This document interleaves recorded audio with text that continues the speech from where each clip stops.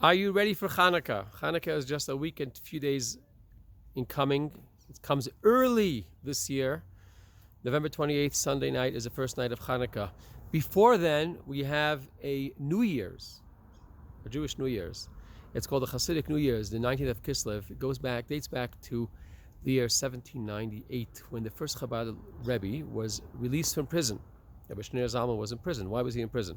So the story goes, the Rebbe had been teaching the teachings of the Baal Shem Tov, the mystical teachings of Judaism, and his antagonists weren't comfortable with that, and they decided they were envious about his success and how he's teaching people and is inspiring people with prayer, with study, with acts of kindness, helping others, overcoming the struggles with joy, and they felt uncomfortable with it. They tried all different means to dissuade these Hasidim and the Rebbe, but of course they couldn't.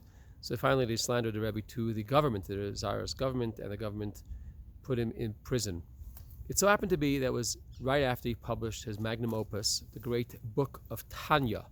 Tanya is the Bible of Chabad Hasidism. It tells us about our soul. It tells us about the negative traits that we have and how to overcome them, how to overcome them with joy, how to be focused, how to be kind, how to do more mitzvot, how to have a purpose and mission, what our goal is, and about the afterlife, and about what every mitzvah does, and so on and so forth. It has helped people for more than 200 years already.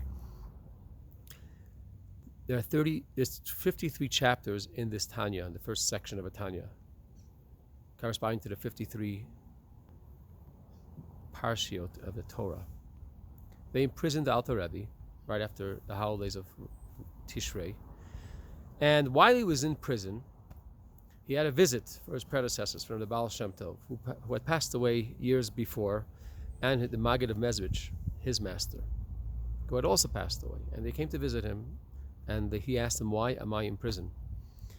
What did I do wrong? They said, it's not about you, it's about the teachings that you're teaching. You're spreading the deepest secrets of Judaism, secrets of the Torah, the Kabbalah, which should be hidden and should be only studied by a select few people, and you're making it available to everybody. So there's been an alarm against this.